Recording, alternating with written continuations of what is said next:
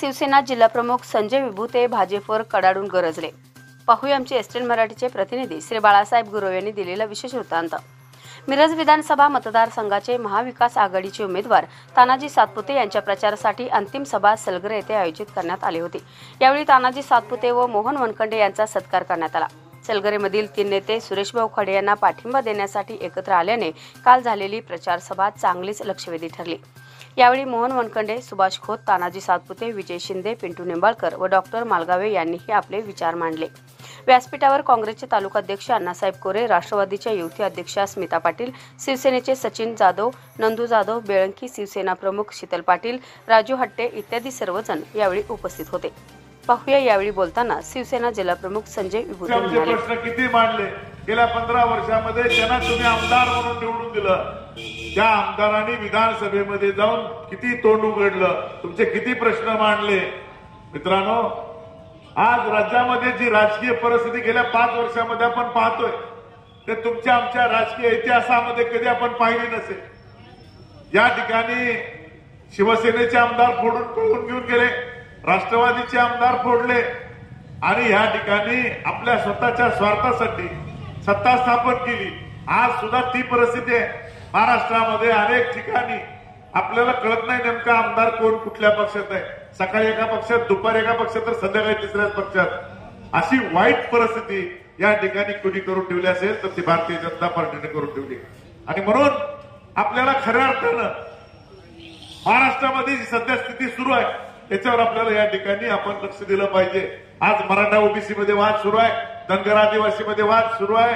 आज प्रत्येक धर्म या ठिकाणी संकट आहे आणि भारतीय जनता पार्टीचे काही आमदार मुस्लिम समाजाविषयी वेगळे वक्तव्य करतात, जाणीवपूर्वक जातीय तेढ निर्माण करण्याचा प्रयत्न करतात. देवेंद्र फडणवीस यांनी 2014ला सांगितलं होतं की पहिल्या कॅबिनेटमध्ये धनगर समाजाला आरक्षण देतो, मराठा समाजाला टिकणारं आरक्षण देतो. केंद्रामध्ये सरकार तुमचं, राज्यामध्ये सरकार तुमचं, मग का नाही आरक्षण दिलं? का आरक्षण दिलं नाही? आणि यावेळेला मित्रांनो, या राज्यामध्ये बटेंगे तो कटेंगे हा नारा दिला जातो. देशाचे पंतप्रधान हिंदू, महाराष्ट्राचा मुख्यमंत्री हिंदू आणि नारा काय देता? बटेंगे तो कटेंगे. अरे कोण बटेंगे कोण कटेंगे? या राज्यामध्ये हिंदू, मुस्लिम, सिख, ईसाई हम है सब भाई भाई एकतेचा नारा देऊन आपण सगळे गुण्या गोविंदाने नांदणारे सर्व समाज असतात आणि तुम्ही या ठिकाणी मताच्या राजकारणासाठी बटेंगे तो कटेंगे, जाती जातीमध्ये विष पेरण्याचं काम करतात. मराठ्यांना ओबीसीच्या विरोधात लढवायचं, ओबीसीना मराठ्याच्या विरोधात लढवायचं, धनगरांना आदिवासीच्या विरोधात लढवायचं. काय चाललंय का? विकासाच्या मुद्द्यावर तुम्ही निवडणुका लढवा ना. कुठं आहे विकास? हजारो कोटी रुपयाच्या घोषणा या मतदारसंघामध्ये झाल्या. या पालकमंत्र्यांनी, आमदारांनी हजारो कोटी रुपयाच्या घोषणा केल्या. कुठे गेल्या हजारो कोटी रुपये? काय तुमच्या जीवनामध्ये बदल झाला? काय या मतदारसंघामध्ये बदल झाला? एखादी मोठी एमआयडीसी आली का? एखादा फॉक्सकॉन सारखा, टाटा एअरबस सारखा एखादा मोठा प्रकल्प आला का? आपल्या तरुणांना रोजगार मिळाला का? आपल्या शेतकऱ्यांच्या शेतीमालाला हमी भाव मिळाला का? खताच्या किमती कमी झाल्या का? पेट्रोल डिझेल कमी झालं का? काय कमी झालं? 1,500 रुपये माझ्या लाडक्या बहिणीला दिलं आणि या ठिकाणी तेलाचे भाव वाढवले, डाळीचे भाव वाढवले, खोबऱ्याचे दर वाढवले, अनेक किराणामालाचे दर वाढवून एकीकडं लुटण्याचं काम हे सरकार करते. आणि या देशाचे पंतप्रधान आपल्या महाराष्ट्रात येऊन सांगतात एक है तो सेफ है. या देशाचा पंतप्रधान सांगतो एक है तो सेफ है. म्हणजे आपण नेमकं कुणाच्या नेतृत्वाखाली काम करतोय?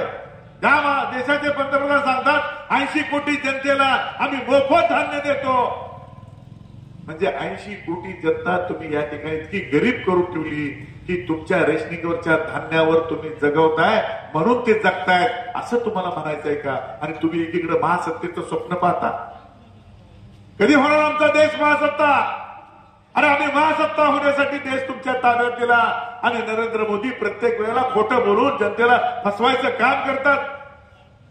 ईडी सीबीआयची भीती दाखवून या ठिकाणी आमदार फोडायचं, खासदार फोडायचं. आता तर या मतदारसंघातल्या आमदारांनी नेते फोडायला सुरुवात केली. मला कळलं तुमच्या गावातले सगळे नेते एका साईडला. बरोबर ना?